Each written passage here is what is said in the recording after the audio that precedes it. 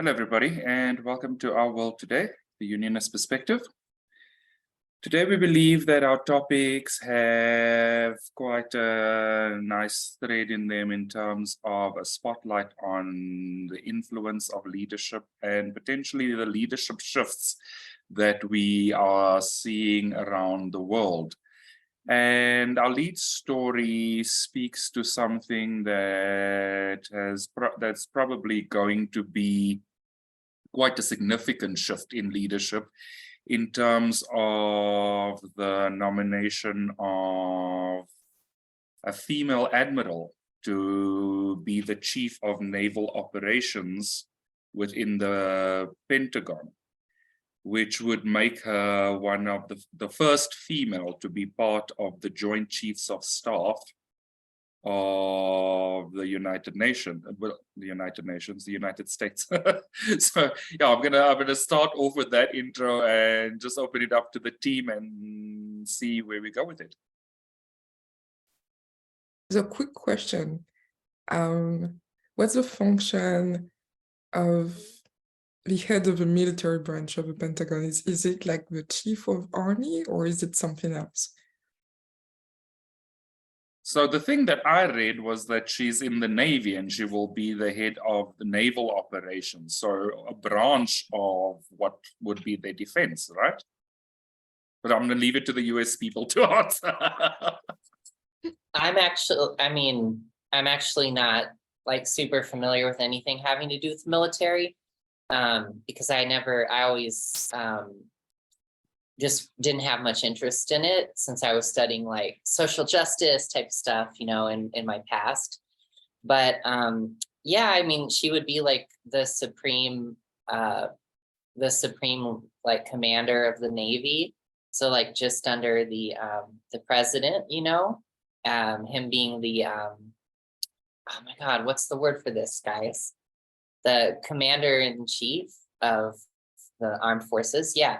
So I guess she would like be dealing with mainly like broad things regarding like strategy related things and like policy related things and like the administration of the Navy and everything. And yeah, but yeah, it's like being like the top general in the Army, except you say Admiral because it's the Navy. And so this is the level that I can explain it at. But yeah, it's cool.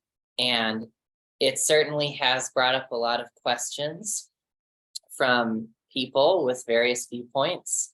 Like some people feeling really happy about like female representation there. And like you said, the Joint Chiefs of Staff, right? Because like there is a woman is heading the Coast Guard, which is a branch of the armed forces, but it's not under the Department of Defense. It's under, I think, the Department of Homeland Security.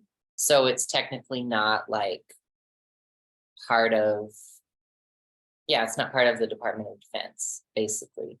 So yeah, so this would be a first in that way. So yeah, and then some people said that they wanted someone else, like some guy to be the leader of the Navy because he graduated from like a prestigious military school. His name was Sam Paparo, I think was his name. And, he was favored by some other people, including some people in the military, because he was seen as like having a lot of like expertise and knowledge and wisdom there. So in terms of like, yeah, naval operations and stuff. So, it naturally sparks this like debate in America of being like, well, are you just appointing a woman just to like please people who agree with that kind of stuff? Or are you appointing the best person for the job and all of that?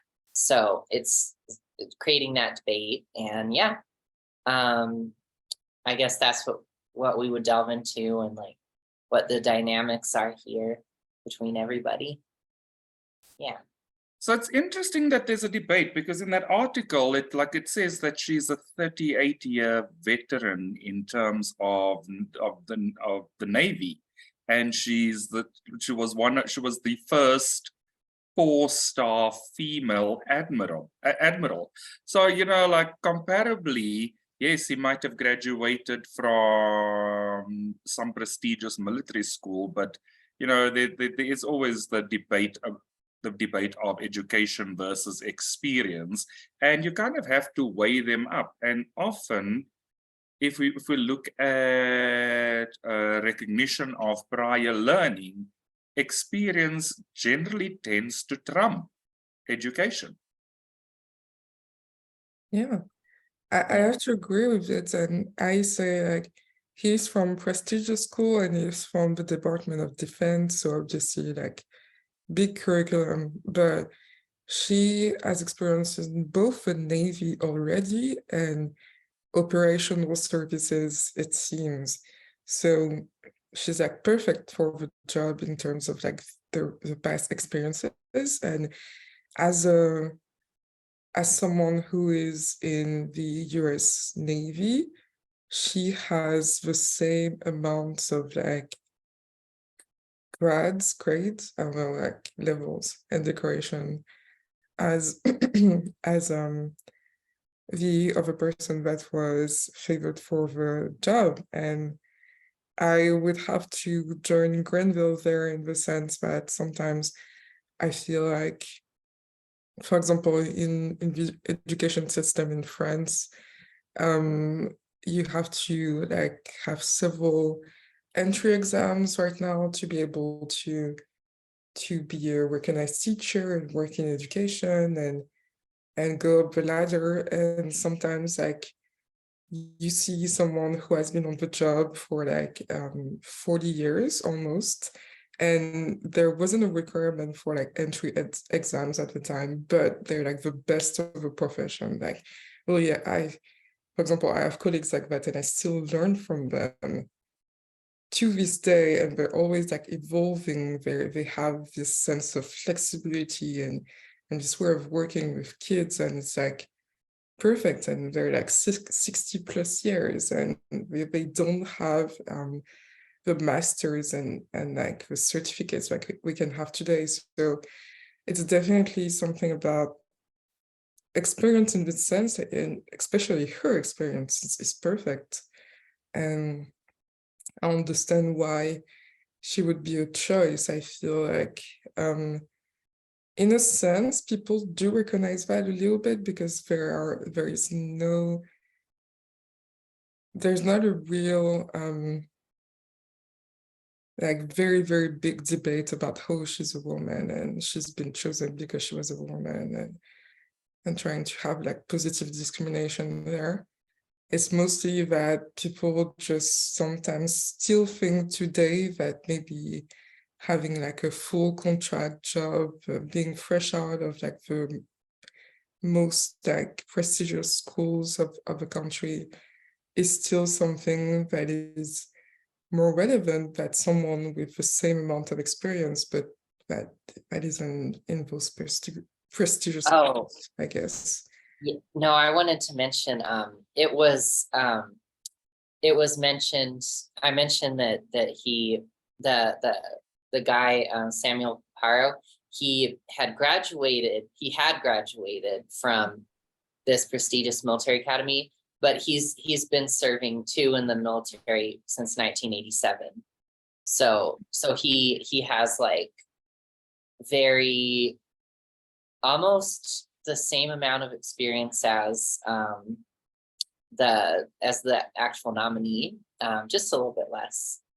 But he's also pretty experienced too. I just wanted to say, but yeah, of course, because we have the same level in the army, right? As in terms of like service and names, and so it makes sense. But it's like just like going out of a prestigious school isn't necessarily something that will give you an advantage in this position, even though people do prefer to have that on the curriculum of someone, for sure.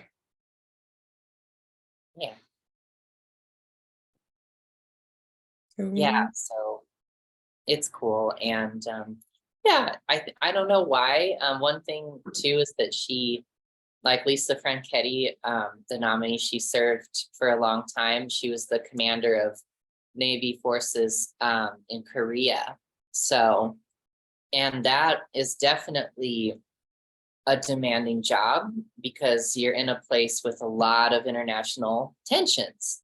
Like Japan, South Korea, and China are all countries that have a lot of historical like conflict and tension, not to mention North Korea. So like being right there, like that's somebody who you can tell has probably a lot of like, yeah, just experience like maintaining as stable leadership as possible in like a tense environment, even though like there hasn't been like an open conflict there or anything. Well, but North Korea has like launched missiles into the ocean around Japan though, and South Korea. So yeah, so it maybe that also can factor into it too, because like that's an area where there's been like increasing tension, you know, recently. So Yeah, it's true.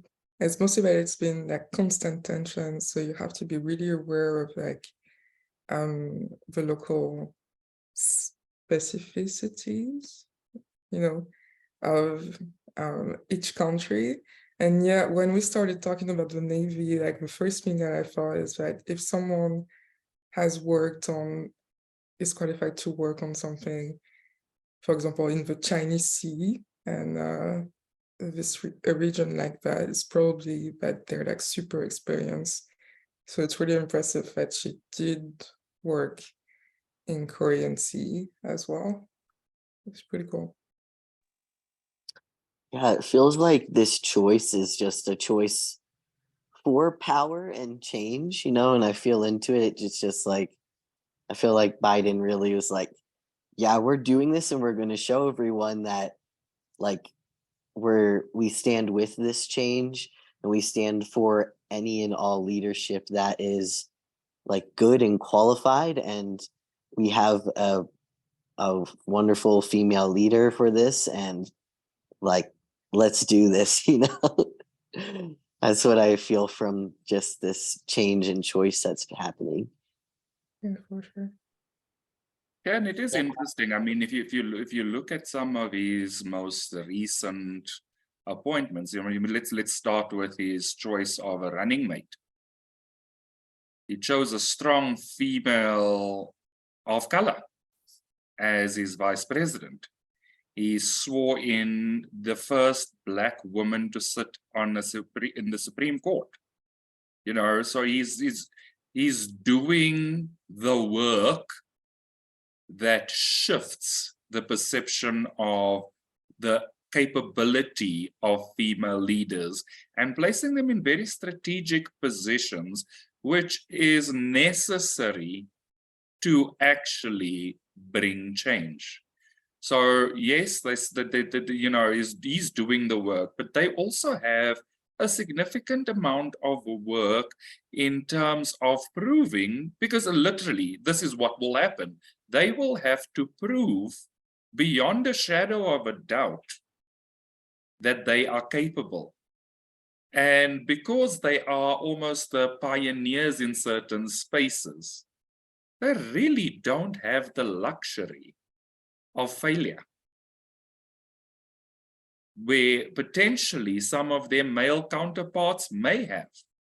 So the work of the day for them is probably slightly more strenuous because of the fact that they are in the spotlight, because they're the forerunner in spaces where females didn't lead before. So yes, there's a good shift, but there's also a strong recognition that they have a torch to carry and that they can't allow the torch to be extinguished for any frivolous reason. yeah, and I wish them, like everyone you mentioned and like all the female leaders who are kind of like path breaking in their areas, I wish them peace and healing there, because these people being in these kind of positions, and I feel like it's palpable on the face of like Lisa Franchetti. There's a feeling of, like you said, a lot of pressure to, like you said, perform well, not, you know, like you said, avoid failure, which is really part of the learning process. And to also be seen as like, quote unquote, a good example that someone like them, like a female, you know, or a person or a female of color could like do well in that position when much of society has prejudices against them. And so I would hope that they would just choose to see their worth there, and that that they're good enough. Like you don't have to prove yourself to anyone. You just have to decide that you're good enough within yourself and value yourself, and you can treat yourself with compassion and acceptance, like even if you like are having failures, because everyone does and you're learning. But I know that this is kind of the reality that we're in right now, like spiritually, where people do feel a lot of pressure to like be representing women or be representing like people of color in these positions. And I feel like that's why there's so much, well, not so much, but why there is so much controversy around it. These things sometimes is because internally, they are feeling that. They're feeling all of those feelings and they're dealing with them the best that they can. But maybe they still, part of them still feels like you have to really do extra to prove yourself in that space. And yeah, that's what, you know, comments I've heard from people on Facebook about like the affirmative action thing come to mind, where they said that they were always feeling like they had to work extra hard to prove themselves, but they still were questioned and still are questioned about whether they deserve what they have or not, even if like they've built like an outstanding resume. Like just that is just really impressive, right? Mm-hmm. Which shows that the real issue is found within and has to be resolved, and then that can help resolve society's broader like struggles there, you know. So, but I don't think that what Joe Biden is doing feels like forced or controlling or anything. I just feel like the resistance comes from when you're trying to like go in this path-breaking direction, but there's still a lot of like unhealed wounds to be addressed, you know. I don't know, that's how I feel about it. I do understand, because I was going to say that amidst all those things that we need to heal about affirmative action and like working hard and things like that, I still feel like the core of the choice was grounded. And I think that's all that matters. It's like when, for example, when you decided to go all in and buy TFAS, or when you decided to take a huge step in your life, but you're feeling fear, but at the core, you feel like it's the good thing to do. That's what I feel right now. So I feel indeed like we do have things to heal, but I think the core is there, and it's Biden did a good thing because it was grounded for everyone, at least for me. So yeah, I don't feel like it was just a show of electing a woman. Like it was really a decision made like with mature reflection. And of course, it's cool to have a woman there, and it's going to change things and encourage to. It's in the sense of like affirming our power there, but there's also this thing about like, hey, she's a good leader as a person anyway, you know, like she has the qualifications for the job. And it's funny because I was like feeling affirmative action in a sense a few days ago, and I think I don't know what I was feeling exactly, but it was like a parental thing. Like my parents transferred to me the knowledge that I needed to work hard to be good at something, or otherwise I wouldn't be accepted as a Black woman for other people. And I finally hit the core where I healed, and it was like, I guess something definitely told me helped. It was like, you're Black and we don't want you to be anything but Black. To be with us, and we're white and we'll never be Black, and don't understand in this lifetime what it's going to be, and probably not anytime soon, but like we still have things to exchange, things to share. And I think, contrary to what I was experiencing in my life, it felt like I was actually accepted for being Black. I didn't need to be like this super successful, hardworking person that was proving that she could be something else by herself, to be accepted and finally be herself afterwards, if that makes sense. That's really precise as a word, but it feels like sometimes as people of color and sometimes as women and minorities, whatever, we need to prove first that we can do everything. We can do the things that others do. And then now that we've proven it, like, we can relax and do the things that we're meant to do, that we weren't always meant to do in the first place. And I don't know if this makes sense to you guys, but it feels like maybe that's when it feels like we're crossing a line, and maybe like the person is a woman or a Black woman, but she wasn't meant to be in that position, but she works so hard that she has the qualifications to do it, but it's not her divine place. And that's not what we feel right now, but we still have so much to discover about ourselves as minorities. The work is there, it's cut out for us, right? So yeah, it's just like discovering more and more like what feels good and what doesn't feel good. And sometimes it's as simple as saying like, hey, she has the qualifications and she's a woman, she's cool. It's cool. And sometimes it's as complex as saying like, hey, does this feel good? Is this really me? Like, am I doing the thing that I'm meant to do? Or am I doing something to prove that I can work hard, be something that I not, be accepted, things like that. So that's a lot. But the election of like Admiral Franchetti is definitely a victory in that sense, is what I feel. So yeah, I want to touch on your very almost last sentiment before you spoke about, where you mentioned the name. You said that that's a lot, and let's be honest, it is a lot. And as Jeff and Shaleia shared with you, you can only understand the perspective when you've been in it. Unfortunately, this is one of those situations. And so we have been, and I know I've been in spaces where people assumed that I was oversensitive because my white counterparts weren't questioned as much as what I was.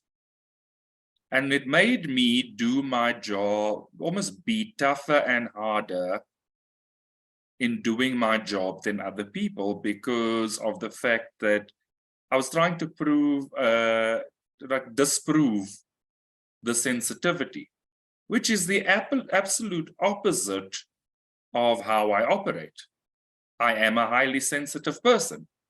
And so it was counterintuitive in my function to prove that I'm not sensitive.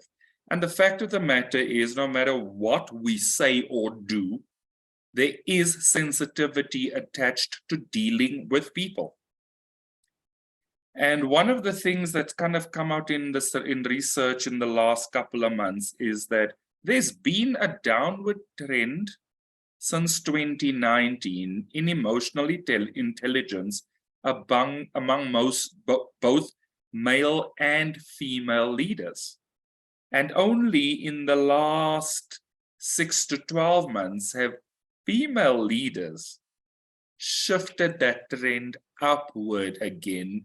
And now there appears to be a bigger gap between male and female leaders when it comes to emotional intelligence.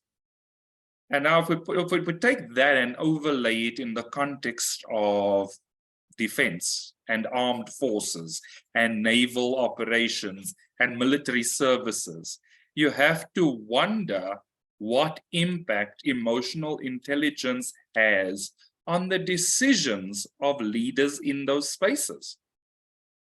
Because they do have significant power to influence not only the trajectory of their own country, but any countries that they are in conflict with. So, you overlay this and you look at this, almost this thing in a petri dish, and you have to wonder how the influence that, or the diversity that a female leader brings into the Joint Chiefs of Staff might mean that there's a shift to a desire for more diplomacy, for instance. Or there might be a shift in that I have found that sometimes female leaders tend to be tougher than male leaders, specifically under those kind of circumstances. So, you know, these things start to become very interesting when you're looking at it from a scientific perspective and you're going, ooh, that could be interesting to study under lab conditions and see what that impact would be. And the fact of the matter is we have been calling in a shift in leadership for a long, long time. As global citizens, as people, we have been calling in the shift amongst leadership to be leadership that literally puts people first more often. We've seen it in so many stories that we've had over almost the last 9 months and before. The fact of the matter is there's going to be a requirement for an evening out of representation from a male-female point of view in leadership positions. And so Joe Biden, in his work, is responding to the call of consciousness. And these female leaders that are accepting those nominations are responding to the call of consciousness to lead the way. So all of these things, while, you know, we can debate it various ways, but we also need to look at the perspective that they are serving their purpose, or that they are fulfilling a purpose that they may have signed up for. They are the forerunners because there was a call for it and they were in the position to respond to the call. And if we consider it in that way, we can see that the shift has been a requirement for a long time. And it might have been slower in the past, but we're also seeing almost, it sometimes feels a little bit exponential in the change. Because we've heard, I mean, when was Kamala Harris appointed as the vice president? Then there was Ketanji Brown, Jackson Brown, or whatever. I'm not certain of which part of the surname comes first. But you know, it's becoming progressively faster in terms of movement, and we need to respect and acknowledge and appreciate that the shift is happening at a more exponential level.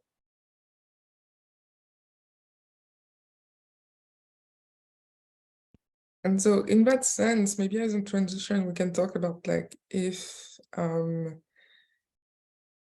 media is following that change and following the trends of what we see, for people really informing on that change, being sensitive to it, like journalism should do, or if there is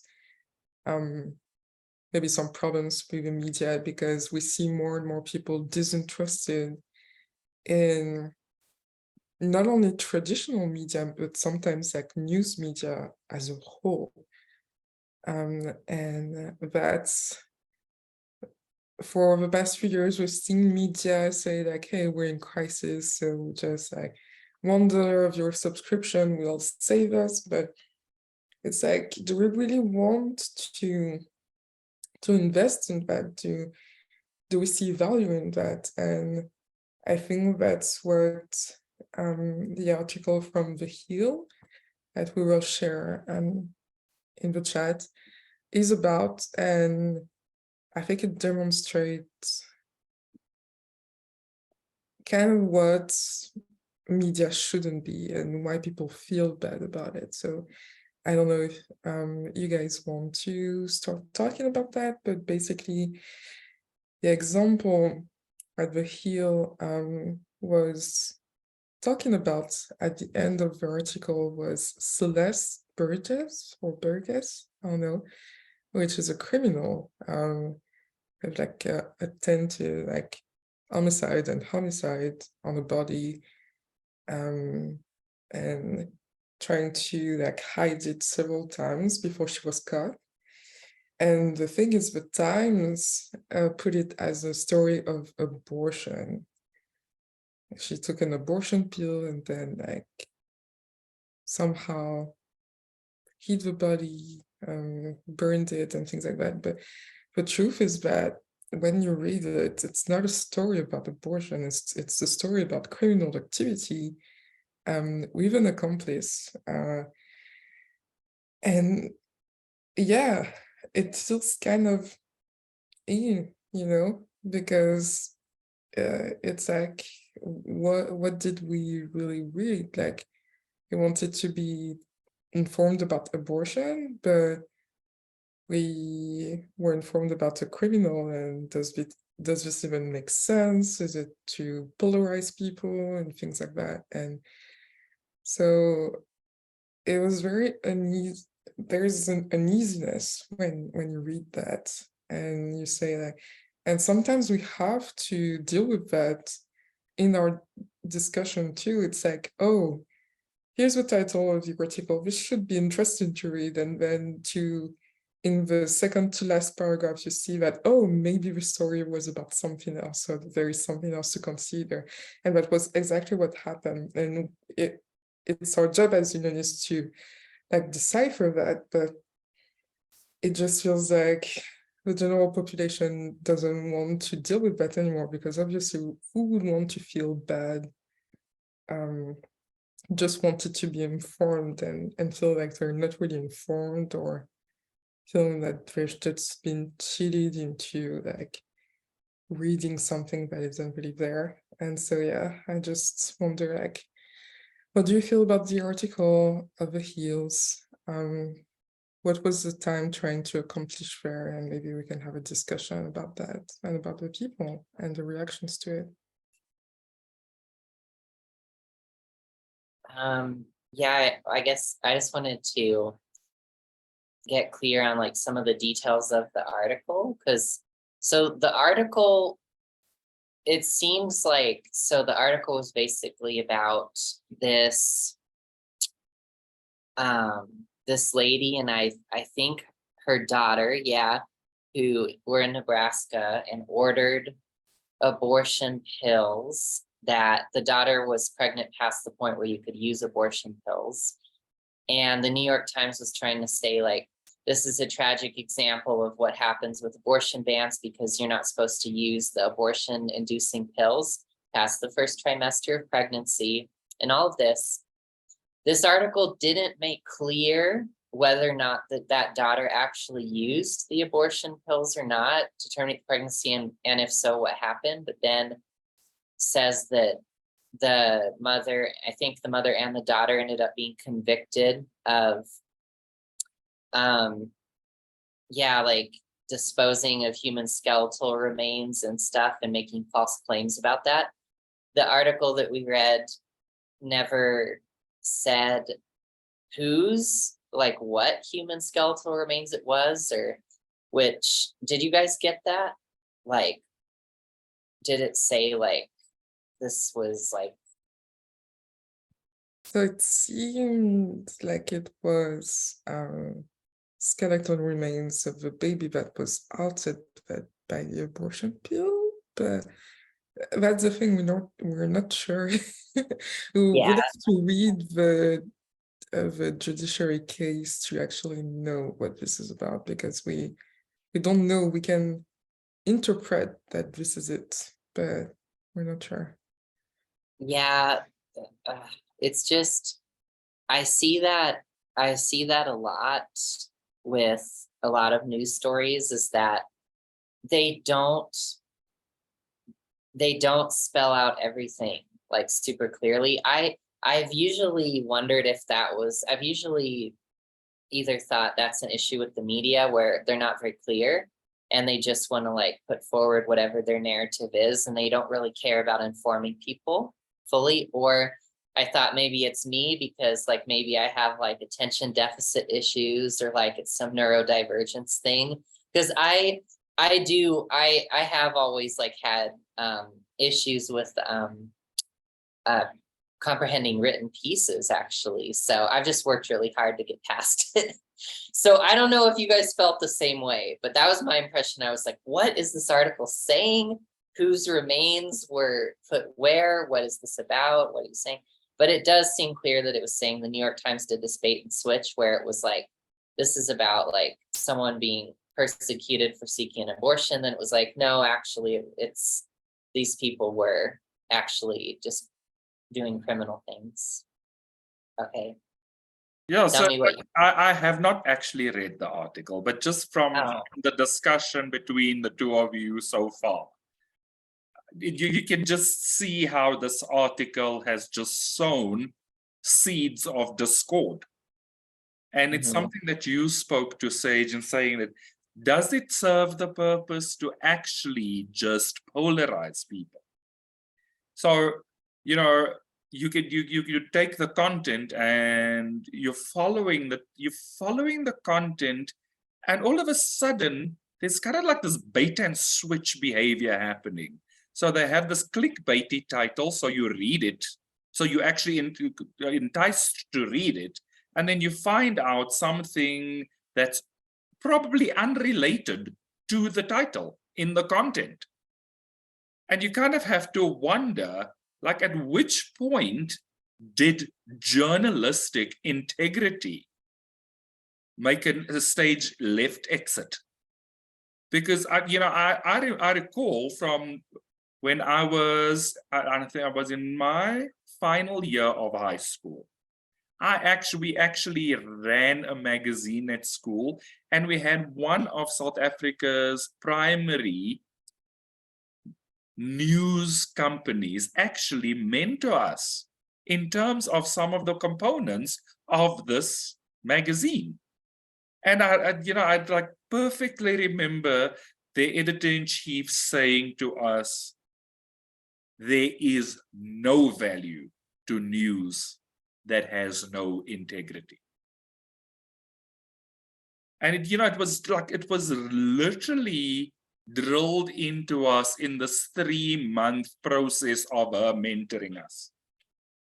And she has been one of the people in South Africa that has won journalistic awards for her work as an editor-in-chief of a major newspaper. And I kind of have to now look at this and go, when did the sensationalism come in? And have we, as the consumers, fueled the sensationalist animal? Because we want the drama associated with these clickbaity titles. Yeah. I would say my critique is that the Times article was written as if I was reading like a Rolling Stone article, which is a big problem, considering that it's supposed to be about like news around justice and society and politics and the way like the American society works. And I do not want to read a story that is made like that, but it's true that in the past maybe 20 years, it's big. I guess it's the stories have been even more sensationalized, and I can see how that works also in YouTube, for example, and the cycle of it, and maybe like that's what the traditional media will experience in a longer sense, like in longer periods, since it's like very traditional and it's like slow to change maybe, rather than like current media. And so definitely I talk about that in the video and say like, hey, there's nothing wrong with clickbait, talking about like maybe twin flame speakers, but you need to deliver afterwards, otherwise it's a scam. And that's the thing, and that's what we see, for example. And there was this whole period of like YouTube where it was all about pranks and couples that were always using clickbaits after clickbaits after clickbaits, and you can recognize that there is it works for a period of time, and then all of a sudden it collapses because people like they separated, because it was unfair, because it was toxic, because they attracted scandal, because they would go further and further into it.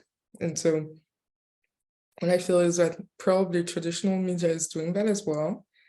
And obviously, like they're trying to blame like maybe the crisis, like the current media, the more modern media, and saying, hey, like they're stealing all of our audiences, like Gen Z is not interested in this anymore. But the thing is, Gen Z wants real, and what the time is offering is as like a fabricated story with ribbons, and it's super long, and like no. First of all, it's super long, but it's not something about attention. It's something about like the way it's written, and I don't want to read the Rolling Stones when I'm reading the Times. I really want to read something that is grounded, and I don't think the new generation are not all the new generations, like not everyone is that much into drama, or maybe they are, but they want a semblance of like thinking that what they see, what they hear, what they read is about reality. It's realistic. It's people understand them, people relate to them. And I read the Times and I don't relate to it anymore. And it used to be like it used to be like central in politics. It used to be like more neutral and things like that. So it's too bad. It's I don't want to. It feels like trash. It doesn't feel good. That's the thing. So if it doesn't feel good, it's not of value, and you would have taken weeks to write a story about that. Follow Celeste Burgess and you know, the justice around the case, and then you produce that, and that's too bad because people don't want to read that type of thing. You know, and I like that you mentioned that they've written it in such a way that it doesn't actually feel to you like it's a news article.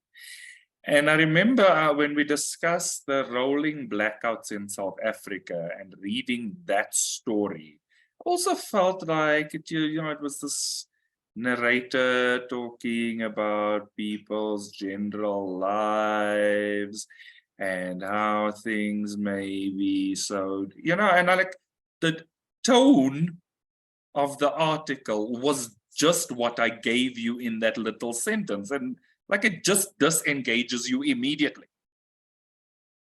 And I feel like that's what the value of news used to be, that it engaged you, you got the truth, you got to be informed, and you didn't have to read through the fluff.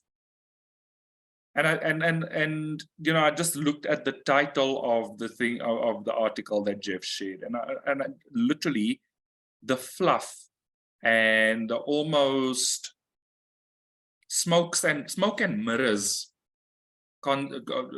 way of writing has resulted in distrust of the media. And that is a potentially significant threat to to truth as we would have it, for the reason that there's always truth in everything. And all this fluff kind of makes us have to sift through it like gold excavators sifting through mud and soil to find the little nugget of value. And sometimes I almost feel like people don't want to work that hard to find the nugget of value.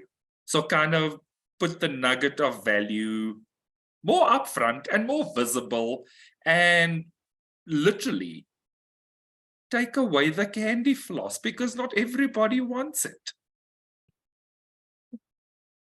It's like, it's funny because the thing that makes people click is the thing that makes people flee afterwards, because it's like too much. It's like, whoa, whatever, really, you know. So yeah. Yeah.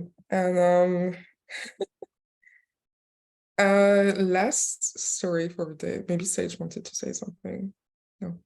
Oh, yeah, I also wanted to say just briefly, it's kind of like their strategy of trying to get people to search for value, but delaying giving them the value it's a strategy you could use if you don't feel like producing a lot of value, or if you notice that your strategy isn't very effective.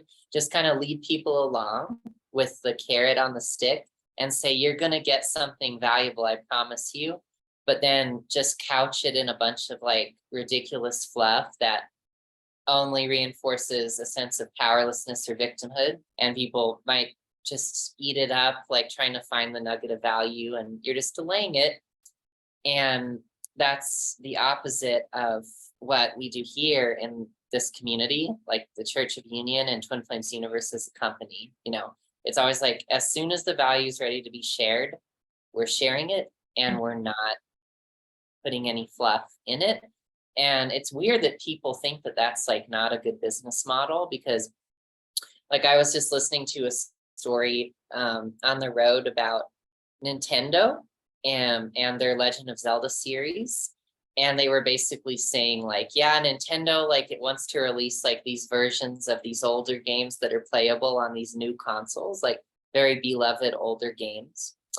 And they said, that's probably not going to happen for like some years, maybe a couple of years or more, because they just released this other like big game, and their market is busy with that game. Like their market is just busy with that one. And so they're just they don't want to like, I don't remember what they said, like eat their own market. And so they're not gonna, you know, even if they're ready to release those like adapted versions of the older games, they're not going to do it for a while, because they don't want to like flood their own market with like too much stuff or whatever that distracts them, you know, or something. I didn't fully understand it. And I don't think that it can be understood, because I think it's just based in fear, and it's just BS that companies do to try to like stretch their profits, you know what I mean? I feel like it's that kind of vibe. It depends, yeah.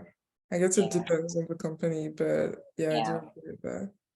So I have a slightly different view. I'd like, for me, to dilute your market share by introducing too many products at the same time probably is not a smart business plan. And the fact of the matter is that they've cornered the market, or their market they have cornered with their products. So they have the sense of, oh, we want to reinvigorate the ARC products and make them relevant for newer platforms. But we're not going to do it right now. What makes them believe that not doing it right now is the strategy? Because 3 years down the line, they're going to probably be more irrelevant than they are now. You know, like you kind of need to, this whole thing literally is about cannibalizing your own market share and making sure that you don't dilute it. So I get the concept I also agree with you that it's probably this delayed gratification that they're trying to sell that doesn't work in a society that has become so accustomed to instant gratification.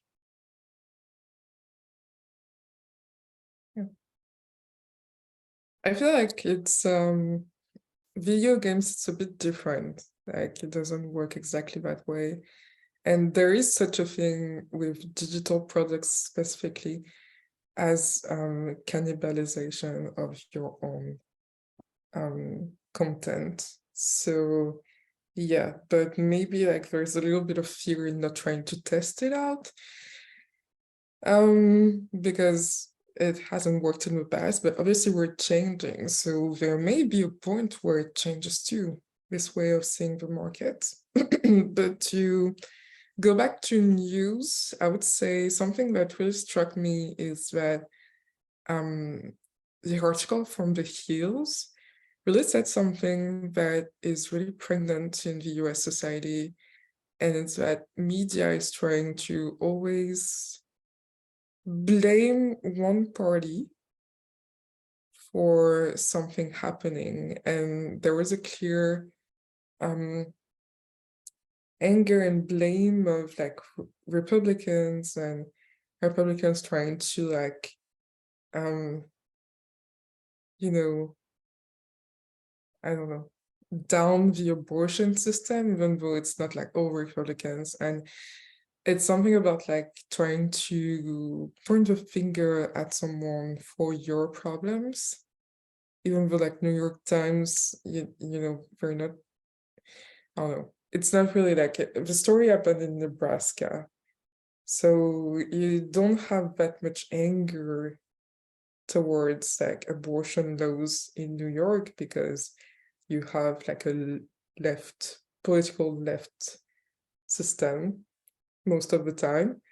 And also it's not even about abortion. And so it's like, it doesn't feel good to people because it's like, oh my God, here we are again about like Republicans and Democrats, and I don't want to hear any of that. And I think it may be one of the reasons, not all of it, but one of the reasons why people are trying to go back to things that worked before, or to people that present as the new wave of politics.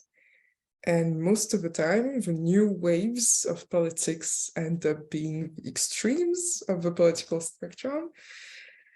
And especially like the far right. And maybe that's why like so many people from the far right are like that. It's because like instead of like, there's so much polarization that it's a fruit of polarization, but not because like people follow like traditional polarization. They were just fed up with the way like the current politicians are trying to just blame each other, and I feel like nothing is done, and I feel like they don't count, and I feel like the things that they're experiencing are not really important to them.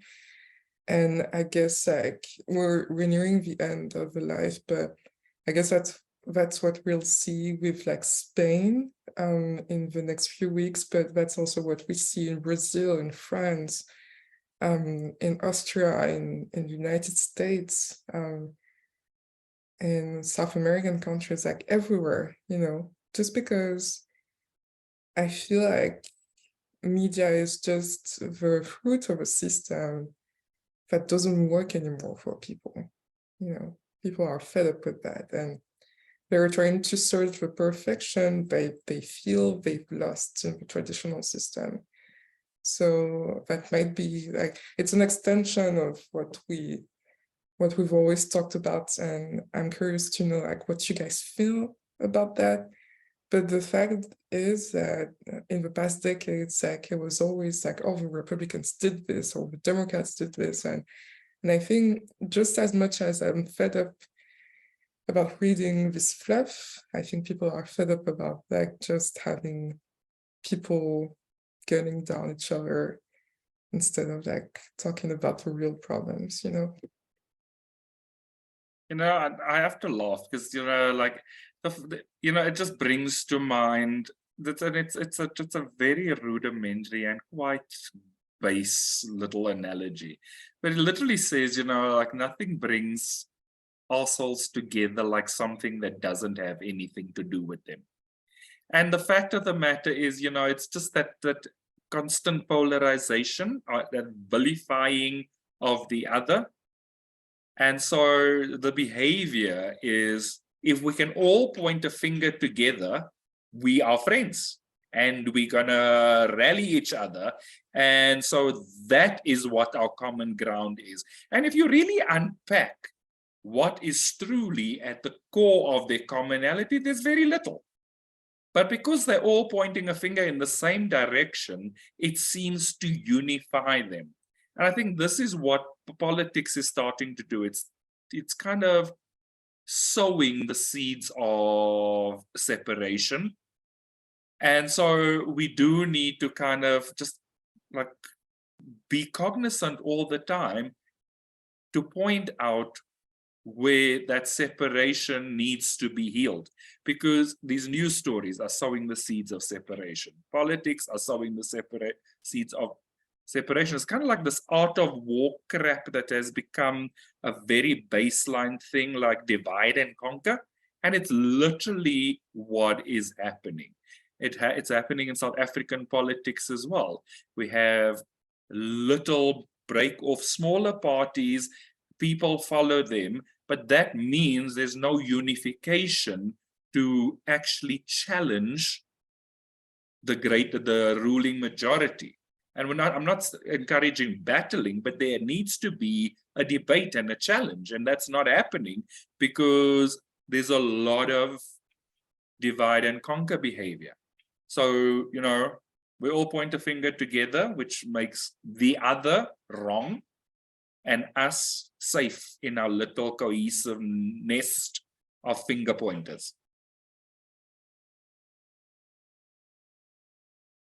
Yes, I agree. I think when we look at it, the Spanish election results and like them trying to form a government right now are going to be a great example of that.